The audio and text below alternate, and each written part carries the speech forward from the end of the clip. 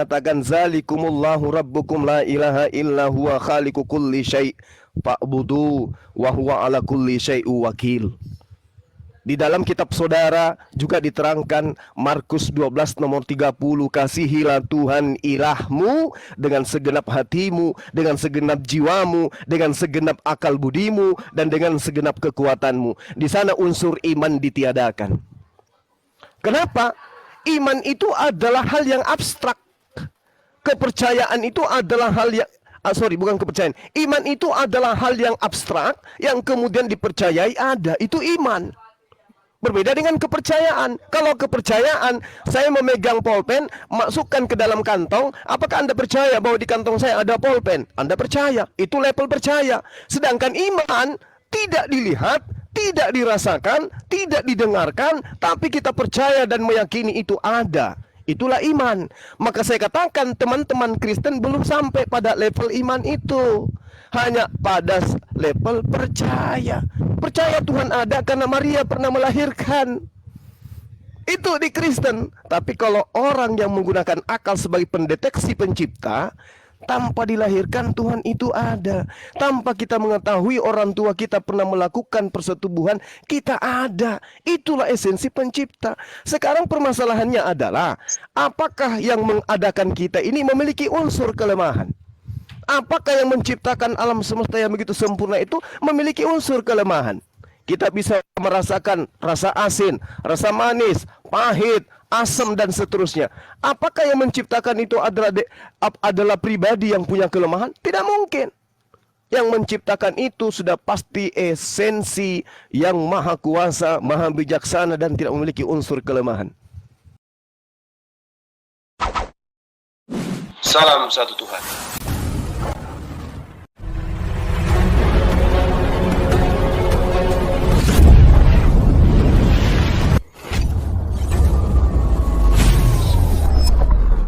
Pengantar ini singkat, para sahabat. Dukung semua ya sahabat-sahabat kita, channel Densa News Muslim. Di like, di subscribe, di share sebanyak mungkin. Untuk supaya mencegah sahabat-sahabat kita di luar sana tidak terpengaruh terhadap pemurtadan. Semoga Allah memberikan selalu sikap istiqamah. Salam satu Tuhan, Allahu Akbar. Alam semesta ini itu akibat adanya pencipta. Bukti adanya pencipta, adanya alam semesta ini. Kalau pencipta itu tidak ada, maka alam semesta ini tidak ada. Kenapa? Karena pencipta sendiri tidak ada. Karena alam semesta ini ada, maka pencipta itu wajib hukumnya ada. Meski tak terlihat, apalagi tidak terlahirkan. Demikian Bang Yusuf. Kiranya apa yang saya sampaikan ini bisa dijadikan sebagai acuan untuk mengembangkan diskusi kita pada siang hari ini. Silakan. Pak Yusuf. Halo Bang Hos ya. Ya, jadi di sini ini ya, Bang Mataraja saya duluan ya.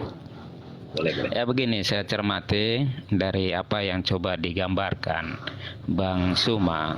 Coba kita fokuskan yang di dalam kekristenan ini sudah sangat dikenal. Apalagi itu menjadi dasar pemahaman-pemahaman metafisik atau yang coba dirumuskan dari Santo Thomas Aquinas tentang Summa Theologia. Bagaimana akal menjelaskan tentang keberadaan. Salah satu kita kerucutkan tentang hukum sebab akibat. Oleh karena itu hal-hal seperti itu tuh biasa di dalam pengertian kekristenan tentang bagaimana mengerti sumber keberadaan. Tetapi di situ saya lihat banyak koreksi ya. Ketika Anda sudah menyentuh ranah filsafat dalam menjelaskan sisi ketuhanan ini, maka kompleksitas pemahaman tentang ada harus mempunyai satu proyeksi tentang pemahaman-pemahaman abstrak yang bisa dipahami secara konkret.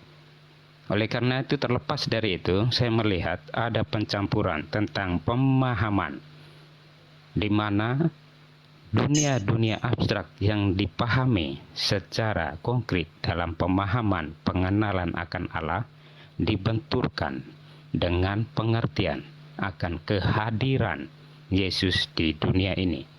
Karena dua hal ini yang coba Anda benturkan, oleh karena itu membuat pemikiran Anda bahwa tidak mungkin sang sumber keberadaan berada di dalam unsur-unsur yang terlibat di dalam ruang dan waktu. Salah satunya, tidak mungkin sang sumber keberadaan itu dapat diindrai, mempunyai kelemahan, dan sebagainya. Oleh karena itu, hal yang mudah yang saya sudah tekankan dari awal, bahwa ketika kita menyimak atau menyikapi kehadiran Yesus Kristus di dunia ini, maka apa yang menjadi pemahaman Kristen tentang siapakah Yesus ini, itu yang tertuang dalam teologi kristologi yang bisa kami kembangkan dalam pemahaman tentang siapakah Yesus. Sudah jelas bagi kami bahwa hal yang transenden ini diimanenkan dalam perwujudan firman yang menjadi manusia. Jadi di dalam kekristenan, hal yang transenden dan imanen dapat dipahami dengan kehadiran Yesus Kristus di dunia ini, di dalam ruang dan waktu. Oleh karena itu, ketika kita bicara tentang hal-hal yang yang dapat dikatakan pemahaman kita tentang sesuatu yang transenden ini, bukan berarti kita mau mengatakan hal ini harus diindrai, tidak. Pemahaman abstrak bagi orang Kristen itu sudah sangat terbiasa, dan kami sangat memahami tentang bagaimana memahami hal-hal metafisik yang bisa diterapkan dalam hal keimanan. Oleh karena itu, kenapa kami biasa dengan pengertian bahwa yang transenden ini terimanensikan di dalam kehadiran Yesus Kristus. Oke ya. Silakan, mungkin ada yang ingin menambahkan sebelum saya sikapi. Pak Mataraja mungkin mau menambahi. Oke. Saya dunia filsafat kurang paham Pak Yusuf. Saya orang awam, dan Bang Juma yang ahli juga filsafat, saya kurang paham. Saya hanya umat biasa. Jadi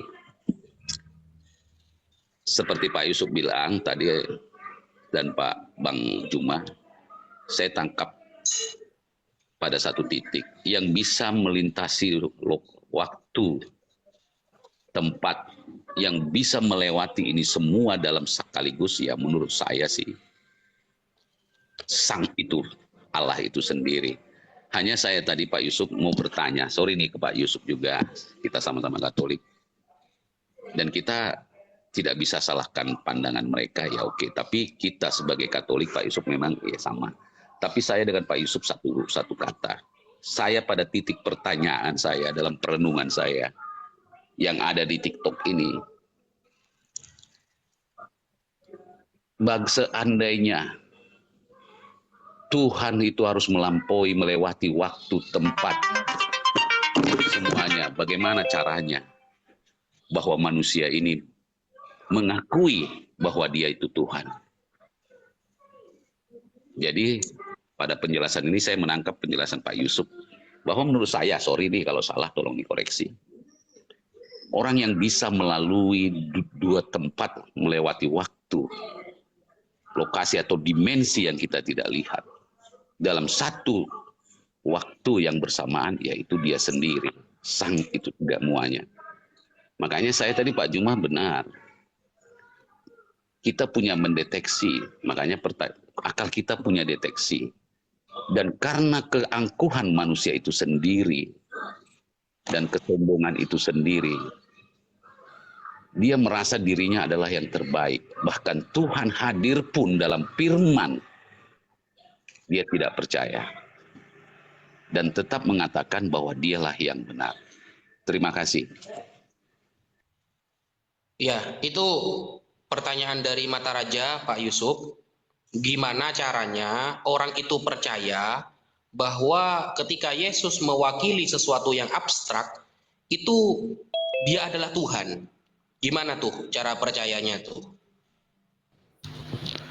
Iya, kalau di dalam Kristen yang saya baru singgung tadi tentang Summa Theologia yang banyak dipelajari dalam pendekatan-pendekatan pemahaman filsafati untuk mengenal hal-hal yang metafisik, itu ya memang mungkin bagian lainnya. Tetapi yang paling gampang untuk mengatakan ini ya kita melihat dari kesaksian yang diwartakan itu. Karena saya lebih tertarik pada Injil Yohanes. Ketika Injil Yohanes secara baik membuat sistematik penjelasan tentang teologi inkarnasi, itu yang membuat kita menerima bahwa yang transenden ini telah terimanenkan dalam kehadiran Sang Yesus Kristus, pribadi Allah yang menjadi manusia. Berarti tergantung kesaksian orang gitu ya. Apa itu? Tergantung apa? Kesaksian orang berarti ya jawabannya ya. Ya, ini kalau kita merujuk pada apa ya? Pada catatan yang bisa menjadi referensi kita tentang iman ke Katolik atau iman ke Kristenan pada umumnya. Oke. Monggo Bang Suma ditanggapi Bang. Iya, terima kasih Bang Mata Raja dan juga saudara saya Bang Yusuf. Jadi gini, ada intisari dari pernyataan saudara saya berdua terkait dengan Tuhan yang tak terlihat itu kemudian agar terlihat dia kemudian mengutus. Saya bantu dengan dalil yang kemudian banyak menguatkan iman Kristen, saudara Kristen, untuk menuhankan anak manusia bernama Yesus ini. Di dalam Yohanes 3 nomor 16. Di sana ada kata didomi. Kata didomi ini dalam bahasa Yunani, kalau kita maknai dengan makna yang sesungguhnya, itu adalah memberikan. Kalau karunia itu kan bahasa agama. Tapi kalau kita jujur untuk menyikapi data yang ada, di dalam pernyataan Yohanes 3 nomor 16, karena begitu besar kasih ilah akan dunia ini sehingga ia memberikan anaknya. Anak di sini adalah hamba, utusan, ciptaan. Kenapa saya katakan hamba atau anak ini adalah ciptaan? Anda boleh melihat di dalam pemaknaan kata anak dalam perspektif agama-agama terdahulu. Dalam hal ini adalah agama Samawi, agama Yahudi, agama orang Yahudi yang kemudian mereka memiliki kitab dalam bahasa Ibrani. Boleh kita lihat di dalam Amsal 3 nomor 11, nomor 12. Anak di sini adalah hamba Tuhan yang dikasihi. Bapak di sana adalah Tuhan pencipta langit dan bumi. Jadi kita jangan terjebak dengan kata anak, jangan terjebak dengan kata bapak. Karena bapak adalah pencipta, anak adalah ciptaan yang dikasihi, yang taat akan didikan dan ajaran Tuhan. Itu poinnya. Karena begitu besar kasih ilah akan dunia ini, sehingga ia memberikan hambanya yang tunggal, supaya setiap orang yang percaya kepada hambanya tidak binasa, melainkan beroleh hidup yang kekal. Apa poinnya kemudian? Kedudukan Yesus itu ketika dikatakan firman, inilah yang kemudian saya katakan mencederai akal. Yesus itu bukan perkataan, Yesus itu bukan kata, Yesus itu makhluk, dia manusia yang berasal dari kata. Apa kata itu? Jadilah manusia. Di mana poin itu terjadi? Kita baca dalam Lukas 1. Baca Markus 1, baca Matius 1. Apa yang diceritakan di sana? Malaikat Gabriel datang memberitakan firman. Apa firman itu? Maria, wahai manusia Maria, manusia perawan Maria yang tidak pernah disentuh oleh laki-laki, Tuhan pencipta langit dan bumi menginginkan engkau hamil dan melahirkan ciptaannya bernama Yesus. Lahir. Jadi ketika kemudian menggunakan himne Plato, dalam hal ini adalah filsafat Yunani, pada mulanya adalah firman. Firman itu bersama-sama dengan Theos, dan firman itu adalah Theos. Theos itu telah menjadi manusia. Maka di sini akan kita hadapi berbagai macam polemik yang tidak mungkin kemudian bisa menghasilkan suatu kesimpulan yang logika atau rasional. Ajaranku bukan dari diriku sendiri, padahal aku ini adalah tadinya firman, kalam yang menjadi manusia itu sendiri. Aku tidak dapat berbuat apa-apa dari diriku, padahal aku ini adalah Theos yang tadinya sudah menjadi daging. Jadi rasional kita akan menjadi timpang kemudian ketika filsafat seperti ini dimasukkan untuk dijadikan sebagian dasar iman, kemudian menghadirkan diri kita sebagai makhluk yang memiliki akal, timpang di sana. Oleh karena itulah saya katakan kepada saudara-saudara sekalian, kalau saudara mengatakan firman telah menjadi manusia, perkataan atau kata menjadi manusia, saya katakan apapun yang keluar dari Tuhan, apapun yang bersumber dari Tuhan, itu bukan Tuhan. Yesus berasal dari Tuhan. Firman berasal dari Tuhan. Matius 4 nomor 4, manusia bukan hanya hidup karena roti, tetapi juga berasal dari setiap firman yang keluar dari Bapa. Yesus keluar dari Bapa. Dia adalah firman yang keluar dari Bapa. Berarti Yesus dan kedudukannya adalah sama seperti makhluk-makhluk yang lain. Satu data dari saya, ya, sebagai pengantar dari tanggapan saya kepada saudara saya. 1 Yohanes 3 nomor 2. Ya, tadi di awal saya mengatakan pendeteksian iman harus didasari dengan akal. Iman tanpa akal adalah halu. Akal yang kemudian difilter menghasilkan iman, itulah iman yang benar. 1 Yohanes 3 nomor 2. Saudara-saudaraku yang kekasih, sekarang kita adalah anak-anak Allah, tetapi belum nyata apa keadaan kita nanti. Akan tetapi kita tahu bahwa apabila Yesus menyatakan dirinya, kita akan menjadi sama seperti Yesus, sebab kita akan melihat Yesus dalam keadaannya yang sebenarnya.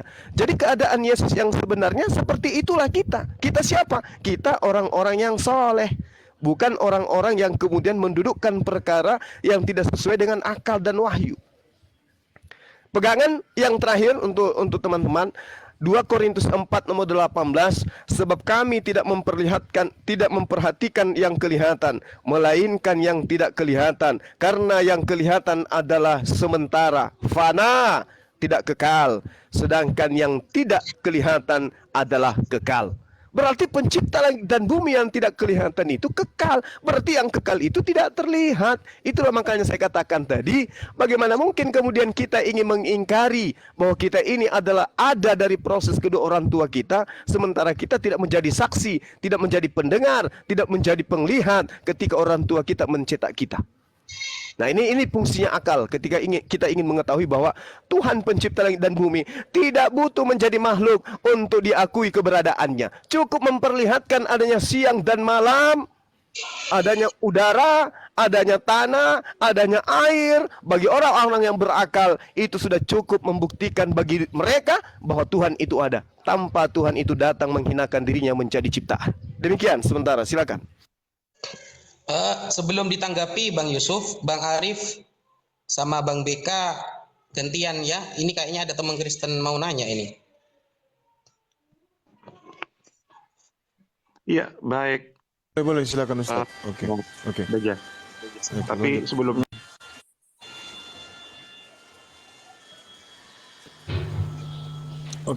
sedikit dari saya mungkin ya, Abang Mata Raja dan Bang Yusuf. Izin Bang Zumah dan Ustaz Najah. Jadi saya tegaskan sekali lagi sebelum saya turun, ya, ada beberapa ayat mengatakan bahwasannya Yesus itu adalah utusan dan dia adalah dia adalah penerima firman. Dikatakan di situ juga di 2 Timotius 3 nomor 16 mengatakan segala tulisan yang diilhamkan Allah memang bermanfaat untuk mengajar, untuk menyatakan kesalahan dan memperbaiki kelakuan dan untuk mendidik orang dalam kebenaran. Lalu dikatakan lagi di 2 Tawarikh 24 nomor 19, namun Tuhan mengutus nabi-nabi kepada mereka supaya mereka berbalik kepadanya. Nabi-nabi itu sungguh-sungguh memperingatkan mereka, tetapi mereka tidak mau mendengarkannya. Namun Tuhan mengutus nabi kepada mereka supaya mereka kembali kepada Tuhan. Dan ditegaskan lagi di dalam Yohanes 6:29, jawab Yesus pada mereka, inilah pekerjaan yang dikehendaki Allah, yaitu hendaklah kamu percaya kepada Dia yang telah diutus. Lalu Yohanes 6:57, sama seperti Bapa yang hidup mengutus aku dan aku hidup oleh Bapa, demikian juga barang siapa yang memakan aku akan hidup oleh aku. Lalu di Yohanes 10:36, masihkah kamu berkata kepada Dia yang dikuduskan oleh Bapa yang telah diutusnya ke dalam dunia, engkau menghujat Allah karena aku telah berkata, aku anak Allah. Ya. Terus Yohanes 11 nomor 42, aku tahu bahwa engkau selalu mendengarkan aku, tetapi oleh karena orang banyak yang berdiri di sini mengelilingi aku mengatakannya supaya mereka percaya bahwa engkaulah yang telah mengutus aku. Jadi jelas di sini, satu lagi izin. Di Yohanes 17 nomor 8, sebab segala firman yang engkau sampaikan kepadaku telah kusampaikan kepada mereka, dan mereka telah menerimanya. Mereka tahu benar-benar bahwa aku datang daripadamu, dan mereka percaya bahwa engkaulah yang mengutus aku. Ya, jadi dari beberapa ayat tadi, ditegaskan di dalam Bible Perjanjian Lama, Perjanjian Baru, bahwasanya Yesus itu adalah utusan. Jadi sekian dari saya, terima kasih Bang Zuma dan Ustaz Nadia dan teman-teman Kristen lainnya. Terima kasih banyak. Assalamualaikum warahmatullahi wabarakatuh. Waalaikumsalam warahmatullahi wabarakatuh. Sama-sama Bang, makasih. Pak Yusuf, monggo ditanggapi. Oke, ya ini untuk Bang Suma ya, yang saya sempat catat beberapa poin, tapi kelihatan banyak poin yang dimunculkan. Tetapi saya coba menanggapi apa yang terekam dalam pemikiran saya. Kita lihat Yohanes 3:16 yang saya sudah informasikan. Kalau mau diintikan, inilah pengajaran inti Yohanes, yaitu saya bacakan secara lengkap ya. Walaupun nanti diartikan agak berbeda, itu tidak masalah, karena saya lihatnya tidak masalah. Karena apa? Karena begitu besar kasih Allah akan dunia ini, sehingga Ia telah memberikan anaknya yang tunggal, supaya setiap orang yang percaya kepadanya tidak binasa, melainkan beroleh hidup kekal. Penekanannya di situ jelas ketika dikatakan, walaupun saya menggunakan pengertian Anda memberi, itu tidak tidak mengubah konsentrasi Yohanes dalam menekankan siapakah anak tunggal Allah ini. Di situ tidak ada penterjemahan hamba, tidak. Anaknya yang tunggal. Jika mau dikonkordansikan dalam Perjanjian Lama tidak benar kepada Amsal atau apa, tidak, tetapi kepada kitab Daniel tentang anak dan bapa coba dipahami dalam konteks itu sehingga mengertinya secara benar. Itu satu ya. Ketika melihat hal itu, maka ketika Allah memberikan, menurut Anda ya, memberikan anaknya yang tunggal, supaya apa? Supaya setiap orang yang percaya kepadanya tidak binasa, melainkan beroleh hidup kekal. Itu pernyataan khusus kepada siapakah sang anak tunggal ini. Ya, jadi penekanan ini, jadi ketika Bang Suma sudah bermain di inti Yohanes ini, maka tidak lain tidak bukan Anda harus mengakui bahwa anak tunggal Allah itu adalah Allah. Itu satu. Kedua, ketika kita bicara dalam apa ya, yang berasal dari Tuhan bukan Tuhan. Hati-hati dengan pernyataan-pernyataan seperti ini. Jika kita mengerti pemahaman pengenalan akan sumber keberadaan, tidak bisa kita mengerti bahwa yang berasal dari Tuhan bukan Tuhan, berarti Tuhan itu bukanlah Tuhan. Karena Dia bisa terbatas dari apa yang keluar dari dirinya bukanlah dirinya. Artinya, atau secara luas kita bilang, kekekalan tidak mungkin keluar darinya sesuatu yang tidak kekal, atau Tuhan tidak mungkin yang keluar darinya bukanlah Tuhan. Seperti kita ketika dihembuskan roh, oleh karena itu menjawab langsung tentang 1 Yohanes 3 yang Anda sebutkan. Kenapa disebut anak-anak Allah?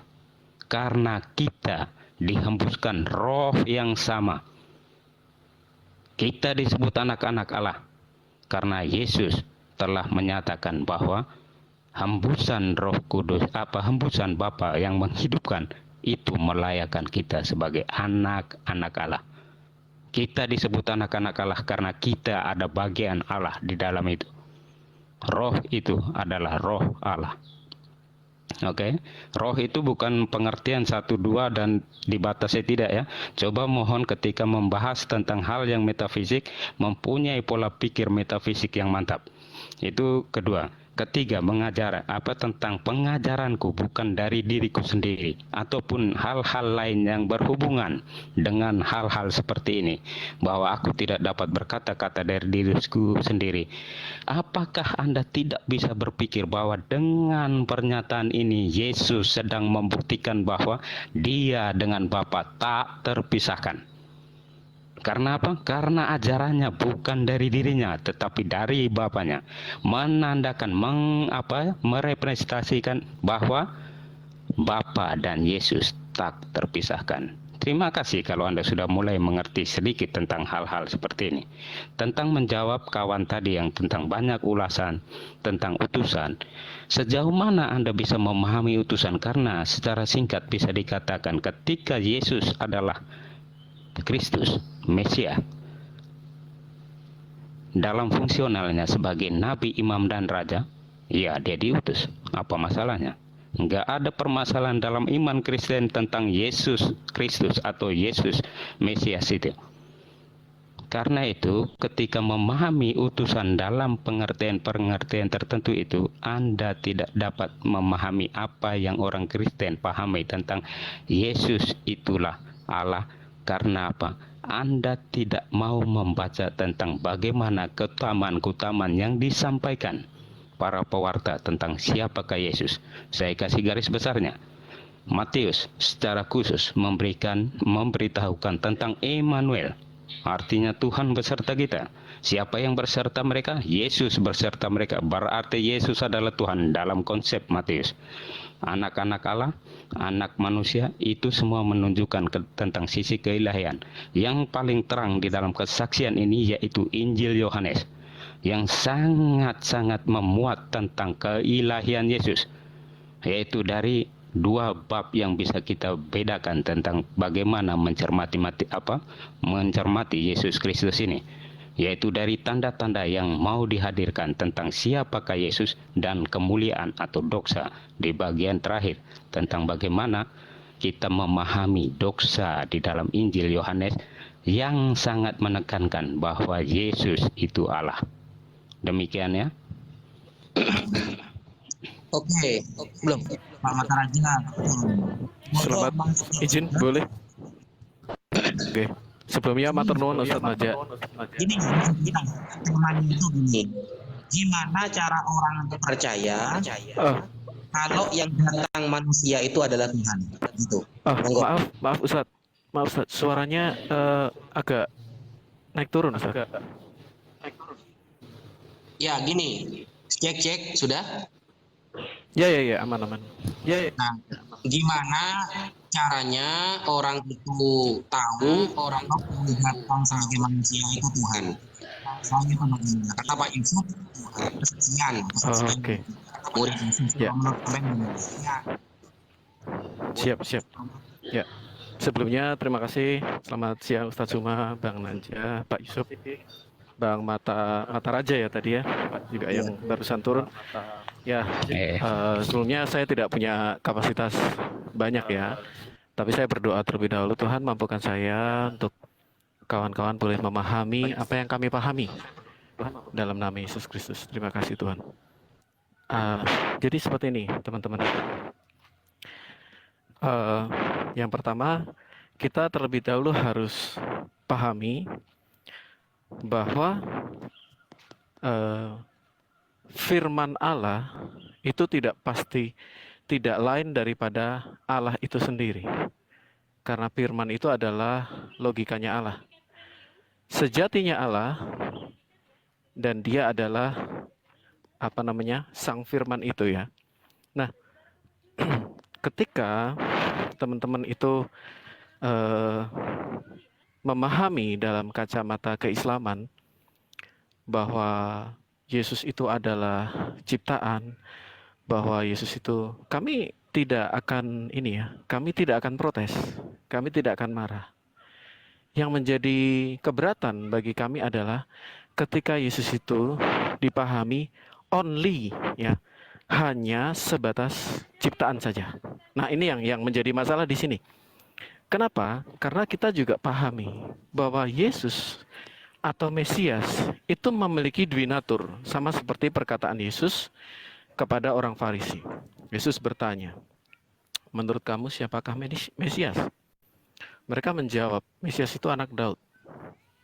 Yesus tanya lagi, katanya anak Daud. Kok kalau dia anak Daud, kenapa Daud menyebut tuannya?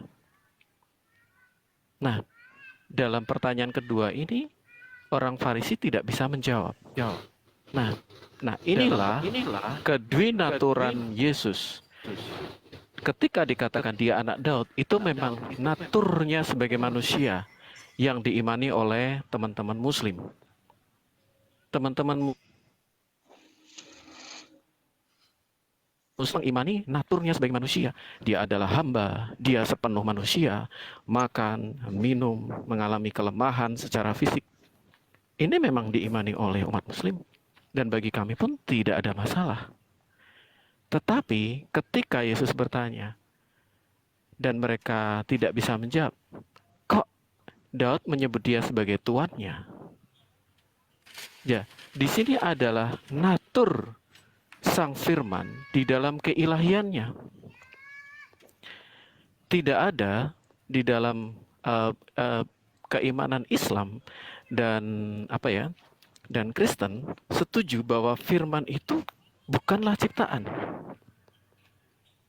Bahwa tidak pernah ada Allah tanpa firman-Nya. Nah, natur inilah yang kami percayai juga ada dalam diri Yesus. Maksud kami, selangkah lagi teman-teman ketika memahami natur kemanusiaannya, maka selangkah lagi teman-teman ini memahami natur keilahiannya. Kenapa? Karena firman itu pasti bukan ciptaan. Nah, kalau dia bukan ciptaan, maka dia pasti adalah Sang Pencipta yang ada di dalam diri Sang Bapa tadi.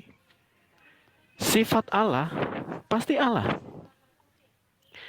Ide Allah pasti sejatinya Allah. Nah, kedwinaturan ini ada di dalam satu pribadi Yesus. Ketika diakui kemanusiaannya, kami setuju. 1000% kami setuju.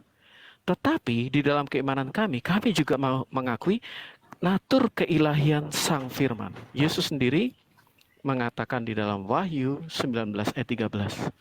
Mewahyukan kepada Yohanes bahwa dialah Sang Firman atau Firman Allah itu. Itu dari pernyataan Yesus kepada Yohanes.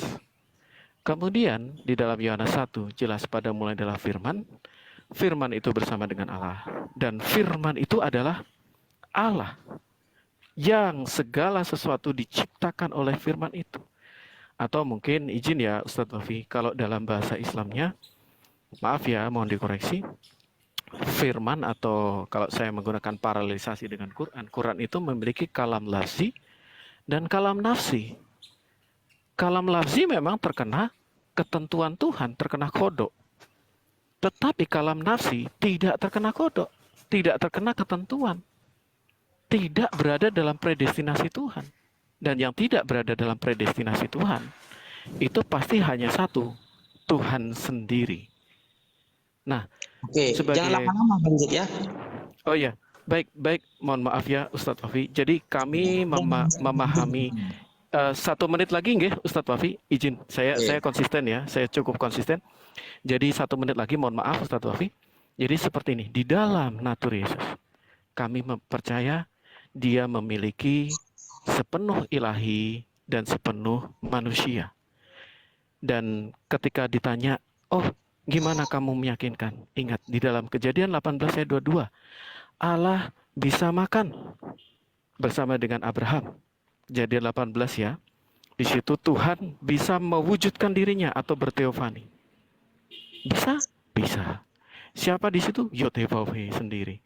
Nah, dia yang sama yang di dalam Kejadian 18 itu, dia bisa makan bersama Abraham tanpa kehilangan keilahiannya, maka dalam perjanjian baru dia bisa menginkarnasikan dirinya tanpa kehilangan keilahiannya, dan dia adalah sepenuhnya manusia. Jadi bagi kami keimanan Islam sudah benar. Sudah benar. Yesus manusia, betul. Hanya perlu maju selangkah lagi untuk mengimani keilahiannya sebagai firman Allah yang tidak diciptakan, yang adalah pencipta segala sesuatu.